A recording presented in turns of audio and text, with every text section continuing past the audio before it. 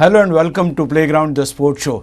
દોસ્તો, ક્રિકેટની વાતો ઘણા બધા દિવસો થઈ. હવે ફરી એકવાર ક્રિકેટથી થોડાક અલગ થઈને બીજી રમતો ઉપર ધ્યાન આપીએ તો સૌ પ્રથમ અત્યારે જે ટેનિસની ટુર્નામેન્ટ ચાલી છે, ટેનિસની ગ્રેન્ડ સ્લેમ ચાલી રહી છે, જેને ફ્રેન્ચ ઓપન કહેવામાં આવે છે. એનો જબરજસ્ત 4 ગ્રેન્ડ સ્લેમ્સ હોય છે. એમાંની આ બહુ જ અગત્યની કહી શકાય લાલ માટી ઉપર રમાતી આ ટેનિસની રમત. અને હું માનું છું કે 116 વર્ષ જૂની પરંપરા છે આ ટેનિસની. પણ કંઈક વસ્તુ એવી છે કે કંઈક ખાસ છે. ખાસ એટલા માટે છે કે લાલ માટી ઉપર રમાતી આ એકમાત્ર ટુર્નામેન્ટ છે.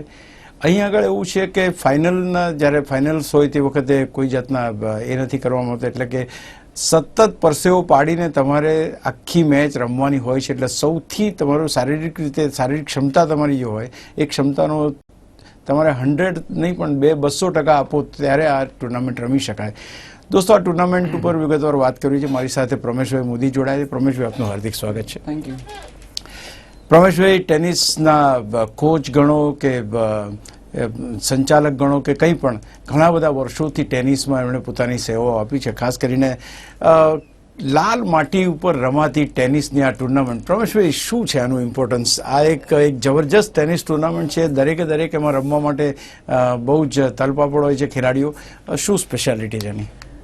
હેલો, આની ખાસિયત એ છે કે આ બોલ અહીંયા બહુ સ્લો આવતો હોય છે અને આમાં બેઝલાઇન થી વધારે રમાતું હોય છે. જ્યારે બીજી બધી સરફેસ જે છે, તમે ગ્રાસ, આના પછી જે વિમ્બલ્ડન રમાશે, જે મોસ્ટ પ્રેસ્ટિજિયસ એના પર ગ્રાસ પર રમાય છે, એમાં બોલ સ્કીટ થતો હોય છે અને ફાસ્ટ આવતો હોય છે.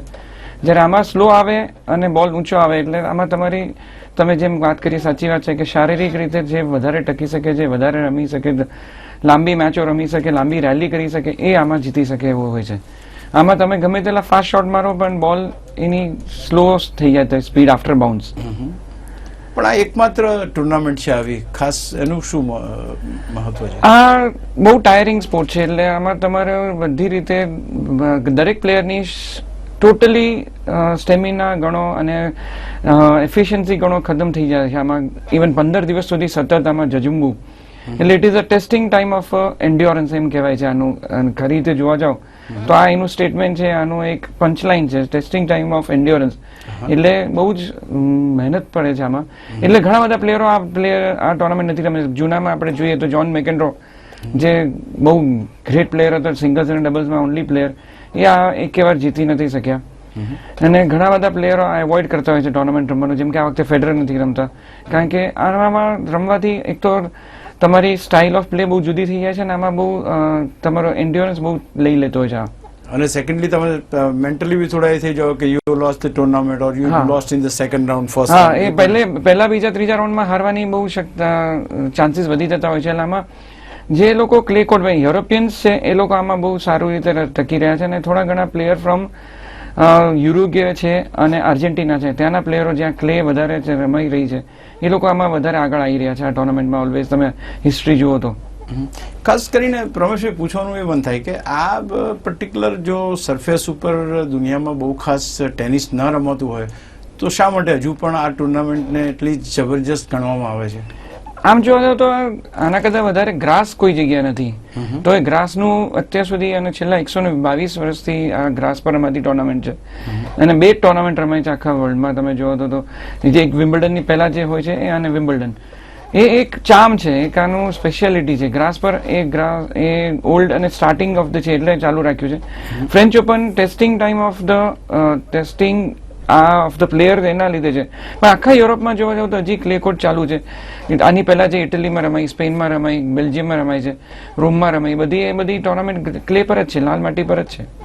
પણ તે છતાંય આપે જેમ કહ્યું એ પ્રમાણે કે અમુક ખેલાડીઓ આ ટુર્નામેન્ટમાં ડ્રોપ થઈ જાય છે અથવા તો નથી રમતા.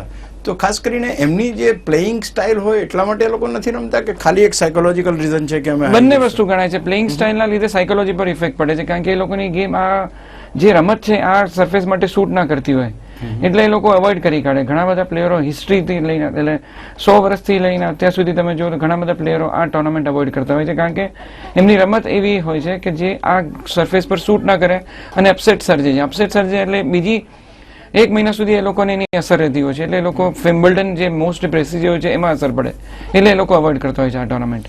તો એમ કહી શકાય કે આ 3-4 જે ટુર્નામેન્ટ થાય છે એમાં આ થોડીક ઓછી ઇમ્પોર્ટન્ટ ટુર્નામેન્ટ કહી શકાય?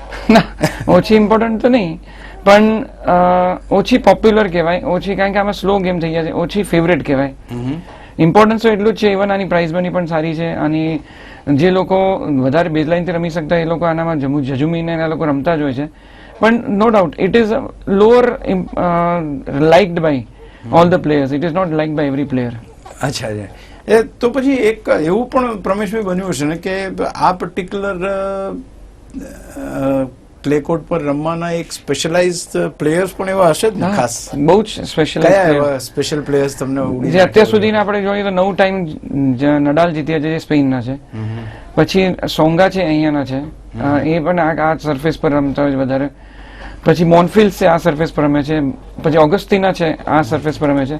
એવી રીતે ઘણા બધા મેન્સમાં વધારે સ્પેશિયલાઇઝ પ્લેયર છે આના માટે, જ્યારે વિમેનમાં બધા જ સરફેસ પર બધી રમતી હોય છે. પણ આમાં ખાસ કરીને મેનમાં બહુ જ અલગ ટુર્નામેન્ટ, અલગ રમતવાળા આ પ્લેયર્સ આ ટુર્નામેન્ટ રમતા હોય છે, આ સરફેસ પર રમતા હોય છે. તમે એક સરસ વાત કરી કે ટોયલ મીન્સ કે પૂરેપૂરો તમારો પરસેવો વહાવડાયો ને એવી ટુર્નામેન્ટ કહેવાય. તો આમાં લેડીઝમાં આ ટુર્નામેન્ટ કેટલી પોપ્યુલર? લેડીઝમાં તો ઇક્વલ હોય છે, કારણ કે લેડીઝની રમત ઓવરઓલ જોવા જાવ તો બેઝલાઇનની વધારે હોય છે. દરેક ટુર્નામેન્ટમાં એ લોકો સરખી જ રમત રમતા હોય છે આમ જોવા તો વધારે. આમ કહીએ તો ખરાબ લાગે, પણ they have equal style of play on all the surfaces. કારણ કે આમાં બિગ સર્વિસ બહુ કામ ના લાગે, પણ આમાં તમે લોંગ રેલીઝ કામ લાગે. અને આમાં નેટ પર જાય તો પાસ થઈ જતા હોય છે ઘણા બધા પ્લેયરો. એટલે નેટ પર જવું જેને ગમતું એ લોકો અવોઇડ કરે આના પર રમવાનું. જ્યારે બધી જ લેડીઝ વિમેન પ્લેયરો બધી એક સ્ટાઇલની વધારે પડતી રમત હોય છે બધા સરફેસ પર. જ્યારે તમે ગ્રાસ પર જોવા તો અમુક સ્પેશિયલાઇઝ પ્લેયર જે ક્લે પર રમતા હોય છે એ લોકો ગ્રાસ પર નથી જીતી શકતા. એક જ એવો પ્લેયર છે કે જે બોર્ગ ક્લે પર 6 ટાઈમ જીત્યા અને વિમ્બલ્ડન પણ એ જ વર્ષોમાં 5 વખત જીત્યા. પ્રમેશભાઈ, જોકોવિચની જો વાત કરીએ તો I think he also won for only once. એ ગયા વર્ષે 2016માં જીત્યો સૌપ્રથમ, પહેલી વાર. હા, અને એની પણ ગેમ તમે જોઈ હશે, બધા એગ્રી કરશે કે he likes to play hard hitting strokes અને he likes to go for winners. બરાબર. વેરસ નડાલ એક જ એવો પ્લેયર છે કે જે બેઝલાઇન રમવું ને એ સામેવાળાની મિસ્ટેક પર એ જીતતા છે, કેપિટલાઇઝ કરે છે. ઈ કીપ્સ ઓન, એ અનફોર્સ એરર ઓછા કરે ને he wants to make opponent to make error, અને એનું મૂવમેન્ટ બહુ જોરદાર છે. પણ જે ગયા વખતે જે એન્ડી મરે I think was in the final ને, અને એ તો એન્ડી મરે ને બી આપણે હોટ ફેવરિટ ગણી શકીએ ખરા? ના, પણ એન્ડી મરે તમે લાસ્ટ 2 વીક્સ નું જોવો તો એનું આ વખતે પરફોર્મન્સ માટે ઇઝ અ વેરી, બટ એ બહુ ખતરનાક પ્લેયર છે. એ ફેસ પર કઈક હોય છે ને એ ગમે ત્યારે કમબેક કરી શકે છે. અને ગયા વર્ષે તો because of injury Nadal second round પછી એને વિથડ્રો કરવું પડેલું. Otherwise even always he will be a favourite. એક બીજો બહુ સરસ મજાનો સવાલ ઉત્પન્ન થાય છે કે રોજર ફેડરર નથી, હા, સેરેના વિલિયમ્સ નથી, મારિયા શારાપોવા નથી, અને લી હિના નથી. હવે જો આ ખેલાડીઓ ના હોય તો આ ટુર્નામેન્ટની જે ગ્લેમર કહેવાય અથવા તો જે ખરેખર ટુર્નામેન્ટનો ચામ કહેવાય એ ચામ થોડો ઓછો થયો લાગે. 100%, 50% પબ્લિક ધો આ લોકો વેટરન કહેવાય છે, પણ દેર શું કહેવાય કે કેરિસ્માટિક પર્સનાલિટી ઓન ધ કોર્ટ એ લોકો નહીં હોય એટલે બહુ મોટો ફરક પડશે. વ્યુઅર્સ માટે મોટો ફટકો છે. અને ખાસ કરીને જો રોજર ફેડરરની ગેમની આપણે વાત કરીએ તો એને કેટલો કન્સિડર કરવામાં આવે છે આના માટે? ના, ફેડરર નોઝ હિઝ એજ અને નોઝ હિઝ ગેમ, એટલે એને સારી રીતે એને વિથડ્રો કરવી એ સારું છે. કારણ કે he started of very well, એટલે એને ઓસ્ટ્રેલિયન ઓપન જીતીને અને પછી જે સારી એને ચાલુ રાખેલી રમત, એટલે he wants to take a break and વિમ્બલ્ડનનો વર્લ્ડ રેકોર્ડ અને હિસ્ટ્રી ક્રિએટ કરવા માટે કદાચ મને એવું લાગે છે. હું હોત તો બી મારા કોઈ બી સ્ટુડન્ટ એ જ કરત કે ભાઈ તમે વિમ્બલ્ડન પર ફોકસ કરો. ઓકે. અને ખાસ કરીને જોકોવિચની જો આપણે વાત કરીએ તો એને લાગે બધાએ ગ્રાન્ડ સ્લેમ જીતવાનો રેકોર્ડ તો બનાવી લીધો છે. હવે now he doesn't have to have that. મને લાગે છે કે આ વખતે ફરી એકવાર he will prove very crucial. મારે તો બધાનો, આખી દુનિયાના જેટલા બી સ્પોર્ટ્સ પર્સન્સ હશે એ લોકોની ઈચ્છા એ હશે કે ફેડરર આ વિમ્બલ્ડન જીતે અને પછી એને રિટાયર થવું જ થાય. ઓકે. પણ હવે આ વખતે તો પછી જોકોવિચના ચાન્સ ક્યાં જોવો તમે? જોકોવિચ ઇઝ નોટ મોટિવેટેડ. એનું એ પોતે જ એને કબૂલ્યું કે I am not inspired so much and I am not driven so much છેલ્લા 6 મહિનાથી. એટલે there is a lot of difference in his performance on court. એનું જે ચેરેજમાં હતું એ ઓછું દેખાય છે. એટલે I don't think he will do very well in this. તો બીજા એવા કયા, ધારો કે આપણે ટોપના 4-5 ખેલાડીઓના નામ લેવા હોય તો આમ જાણે મોટા માથા નીકળી જતા હોય, પછી બીજા કયા ખેલાડીઓ બાકી રહે? તમને હજુ કોણ લાગે છે કે જે આની અંદર આ વખતે જોવા જાવ તો થીમ બહુ સારું છે. ઓગસ્ટીનો બહુ સારો છે. ઝવેરેવ આ વખતે બહુ જ સારો છે, જેને ઓસ્ટ્રેલિયન ઓપનમાં અને વિમ્બલ્ડનમાં બહુ સારું પરફોર્મ કરેલું. એટલે એલેક્ઝાન્ડર ઝવેરેવ વિલ ડુ વેલ. અને લાસ્ટ વીકે ટાઇટલ પણ એને જીત્યું. એટલે એ 3 પ્લેયરો બહુ જ હોટ ફેવરેટ છે ક્વાર્ટર સેમી સુધી પહોંચવા માટે. મુગુરુજા ગયા વખતે ચેમ્પિયન બની હતી. નાઉ વોટ આર ધ ચાન્સીસ? શું લાગે છે કે વિમેન્સ વિભાગમાં કેવો મુકાબલો રહેશે? ઓપન થઈ ગયું છે, બે મોટા માથા તો છે નહીં, એટલે બધું ઓપન થઈ ગયું છે. પણ હજી બી વી શુડ નોટ, આપણે વિનસને યાદ રાખવી જોઈએ કે એ પણ આવી શકે. કર્બર છે અને બુચાર્ડ છે. બુચાર્ડ પણ બહુ સારું રમે છે. એનું સરફેસ એના માટે બહુ સૂટ કરે છે એની ગેમ પ્રમાણે. એટલે આમ જોવા જઈએ તો મોટા ખેલાડીઓ ન હોવાથી ટુર્નામેન્ટ ઉપર તો અસર પડે જ. એની જે ખાસ કરીને એની પોપ્યુલારિટી પર અસર પડે. વ્યુઅર્સ માટે મોટો ફરક પડી જાય, પણ જે એના પછીના પ્લેયર્સ છે એના માટે બહુ ઓપન થઈ જાય. એટલે એ લોકો 100% આમાં પોતાનું 150% આપશે, કારણ કે એ લોકોને 4 મોટા માથા ના હોય, એટલે એ લોકો માટે બહુ ચાન્સ બની જાય કે ક્વાર્ટર સેમીઝ ફાઇનલ સુધી પહોંચી જાય, તો એ લોકો માટે એક બહુ મોટી વસ્તુ બની શકતી હોય. આમાં ડાર્ક હોર્સ કોઈ લાગે છે કે એમ લાગે કે ના યાર આની ગેમ બહુ સરસ છે, બહુ યંગ છે, એનર્જેટિક છે અને હી મે ટેક ધ ચાન્સ? હા, ઝવેરેવ છે, એ હજી 19 વર્ષનો જ છે, 18-19 યર્સનો છે. એ 100% ચાન્સ છે, થીમનો ચાન્સ છે. અને બીજા બધા ફેવરેટમાં જોવા જાવ તો પણ એ લોકો બહુ, મને નથી લાગતું ટકી શકે વધારે લાંબો ક્વાર્ટર્સ સુધી. આગળના વાવરિંકા છે, એ બહુ આગળ જઈ શકે એવું ચાન્સીસ. નિશિકોરી છે. Wawrinka was very impressive in the initial stage, કે નહીં? ના, 100% બહુ હોટ ફેવરેટ હતા, પણ આ સરફેસને એને શૂટ નહીં કરે બહુ. ઝવેરેવને શૂટ કરશે. અને બીજા 3 પ્લેયરો છે જે મેં કીધું, ઓગસ્ટીનાને શૂટ કરશે, સોંગાને કદાચ શૂટ કરશે, અને Del Potro is coming back. એ ડાર્ક હોર્સ કહી શકાય. 2012 પછી પહેલી વાર ક્લે પર રમશે, પણ એ છેલ્લી 2 મહિનાથી બહુ સારું પરફોર્મ કરી રહ્યો હતો, જે ઇવન ઓસ્ટ્રેલિયન ઓપનમાં પણ સારું એને થોડું ઘણું સારું પરફોર્મ કરેલું. એક બીજી બહુ જ મહત્વની વાત પ્રમેશભાઈ, આપે મને પહેલા પણ કરી, ત્યારે ફરી પૂછવા માંગીશ કે અહીંયા કોઈ ટાઈબ્રેક નથી ફાઇનલમાં. એ કંઈક બહુ મહત્વની અલગ બાબત કહી શકાય? ના, ટાઈબ્રેક હોતો જ નથી, કારણ કે ગ્રાન્ડ સ્લેમમાં એવું છે કે તમે 5th સેટમાં એ લોકો ડિફરન્સ ઓફ 2 ચાલ્યા જ કરે. ઓકે. અને બધા ગ્રાન્ડ સ્લેમમાં એવું હોય છે. અચ્છા, એટલે આમાં કોઈ ખાસ એવી એ નથી કે ભાઈ ફાઇનલ સેટમાં ધારો કે ટાઈબ્રેક ના હોય અને એના કારણે વધારે લાંબુ રમાય એવું? અરે આ તો બધી મેચો લાંબી ચાલશે. અચ્છા, બધી મેચો લાંબી ચાલશે.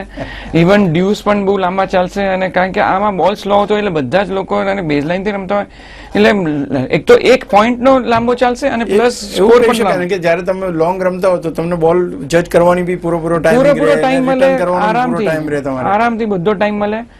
બોલ એટલો સ્લો આવે કે ઘણીવાર તો આપણે કંટાળી જાય, જોનારો કંટાળી જાય કે આ શું છે. અને લાંબી રેલી ચાલશે, દરેક પોઈન્ટ લાંબા ચાલશે, પ્લસ ડ્યુસ ચાલશે, તો બી ક્લોઝ મેચ થશે, plus 2 all 3 all 4 all 5 all સુધી ચાલશે. એટલે લાંબી 3 કલાકની મેચ ગણી જ લેવાની લગભગ બધી મેચો. ફ્રેન્ચ ઓપનની જો આમ વાત કરીએ, તમે કહ્યું કે એટલી બધી પોપ્યુલર ટુર્નામેન્ટ નથી, તે છતાં પણ ગ્રાન્ડ સ્લેમમાં મહત્વનું સ્થાન તો ધરાવે છે, અને that is only court which ease of clay, like અત્યારના એમાં જોઈએ તો. કઈક ખેલાડીઓ એવા છે કે જે આની અંદર વધારે સારું રમી શકે છે, અથવા તો આમાંથી ડ્રોપ લઈને બીજી ટુર્નામેન્ટો સારું રમે. એક સ્પેશિયલાઇઝની તમે વાત કરી, પણ અહીંયા આગળ જો જોવા જઈએ તો ગયા વખતે જે રીતે જોકોવિચે મેદાન માર્યું, અથવા તો જોકોવિચ જે રીતે ટુર્નામેન્ટ જીત્યો, આઈ think he has spread his wings everywhere, like દરેક ટુર્નામેન્ટો જીતી. મોડર્ન એરામાં છેલ્લા 10 વર્ષમાં જોવા જાવ તો આંદ્રે અગાસી પછી એક જ પ્લેયર છે કે જેને બધા જ સરફેસ જીતેલા છે. એટલે he is considered to be a great player, but જે મોટિવેશન જોઈએ ઘણીવાર ડાઉન થઈ જતું હોય છે ને, એમાં ઘણા પ્લેયરોને કોચ કાં તો મેન્ટર કાં તો જે સાયકોલોજીસ્ટ હોય છે ના મોટિવેટ કરી શકતા હોય, એના લીધે અસર કરી જતું હોય છે. આપણે બધા જાણીએ છીએ કે જો કોઈ છેલ્લી 5-6 મહિનાથી કોઈ મેજર ટાઇટલમાં એને પરફોર્મન્સ બહુ સારું નથી આપ્યું. એ ફર્સ્ટ રાઉન્ડ, સેકન્ડ રાઉન્ડ પણ ઘણી બધી ટુર્નામેન્ટમાં હારેલા છે, પણ લાસ્ટ વીક એ ફાઇનલમાં પહોંચ્યા, પણ ઝવેરેવે એને માત મારી દીધી. મારિયા શારાપોવા જે અત્યારે તો ખેર એના રેન્કિંગ માટે લડી રહી છે, કમબેક કરી રહી છે. She has now reached to 211 if I am not mistaken. 211 point કારણ 2 વર્ષ સુધી she was not there. તો એની જે ગેરહાજરી અથવા તો she is not there in the competition, તો એનાથી પણ થોડો ફેર પડશે ખરો? એ ગ્લેમરમાં ફરક પડશે કારણ કે એને તો 2 વર્ષથી ટુર્નામેન્ટ નથી રમીને ગયા વીકે ટુર્નામેન્ટમાં કમબેક કરવાનો ટ્રાય કર્યો તો એ સેકન્ડ રાઉન્ડ કે થર્ડ રાઉન્ડમાં હારી ગયા હતા પણ she will come back I think in Wimbledon અને એના પછીની ટુર્નામેન્ટ્સમાં એ સારું કમબેક કરી શકે એમ છે કારણ કે શી ઇઝ સ્ટીલ યંગ બહુ એજ ના કહેવાય પણ she is having a fire in her એટલે 100% એ આવશે ખરા પાછા.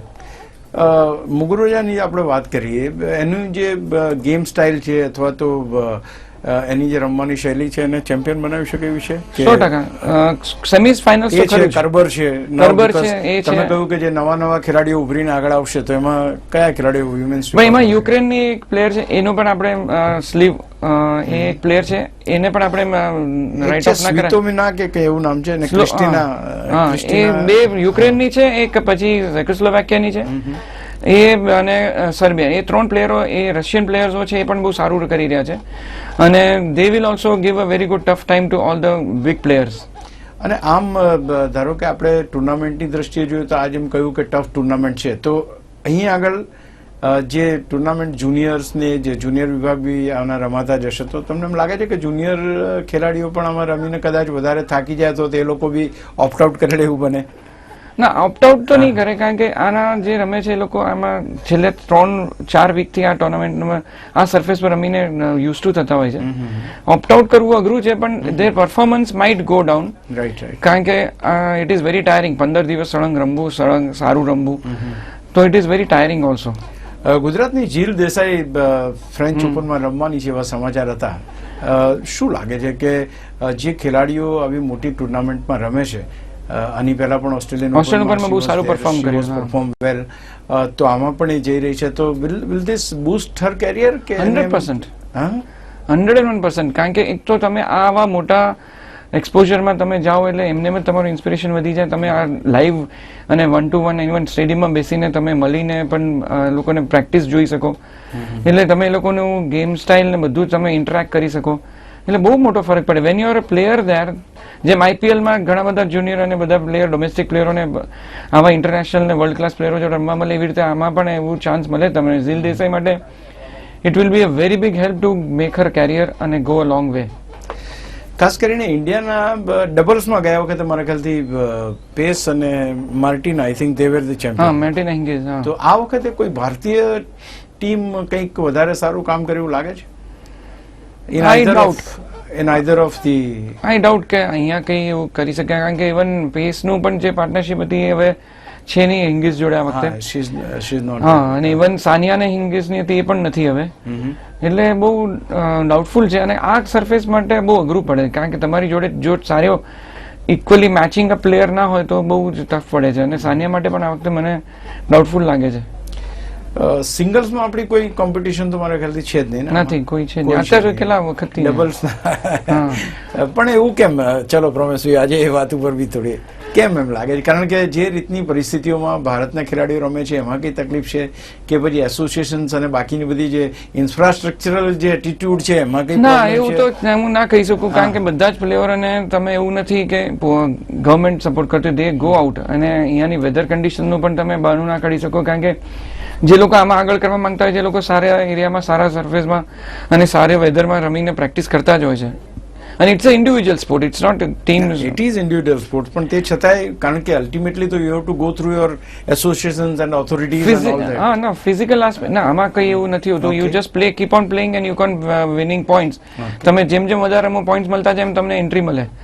ઇવન ઝીલ દેસાઈનું જુઓ કે વૈદિક મુંશા જે પહેલા રમી ચૂક્યા છે એનું જુઓ કે કોઈ બી તમે જેમ જેમ રમો એમ તમને એન્ટ્રી મળતી જાય સારી સારી બી મોટી ટુર્નામેન્ટોમાં. એટલે તમે જેટલું તમારું ફિઝિકલી ફિટનેસ રાખશો ફિઝિકલ ફિટનેસ સારું ખાશો પીશો અને મેન્ટલી ટફ રહેશો અને પોઝિટિવ જે હંગર જોઈશે આમાં થોડુંક બી આગળ આવે ને પ્લેયરો એટલે પછી ઉડવા માંડે છે. Sania Mirza was the best bet સિંગલ્સમાં મને હજી બી યાદ છે કે એને સેરીના સામે ને વિનસ સામે એની મેચમાં એને ઓલમોસ્ટ 5-2 અપ હતી અને એને અપસેટ કરવાની તૈયારી હતી અને સિંગલ્સમાં એ બી અને ગ્રાન્ડ સ્લેમમાં એ પછી એને એકદમ જ ગ્લેમરમાં કે જે બી ગણો કે આઈ વોન્ટ ક્રિટિસાઇઝ એનીવન પણ આમાં તમારે ટકી રહેવું પડે અને હંગર ચાલુ જ રાખવી પડે એને તો જ તમે આમાં પરફોર્મન્સ આવી શકે. જેમ ઇવન જોકોવિચનું અત્યારે હંગર નથી રહ્યું તો એનું પરફોર્મન્સ ડાઉન થઈ ગયું છે પણ અહીંયા ઇન્ડિયાના પ્લેયર્સ માટે બહુ ઇમ્પોર્ટન્ટ છે કે જે બી ફોકસ એ લોકો બીજી બધી વાતોમાં ડાયવર્ટ ના થાય અને એના માટે મેન્ટર જોઈએ સારા કે જે ઓલવેઝ એ લોકોને ગાઈડ કરે તો બહુ ફરક પડી શકે.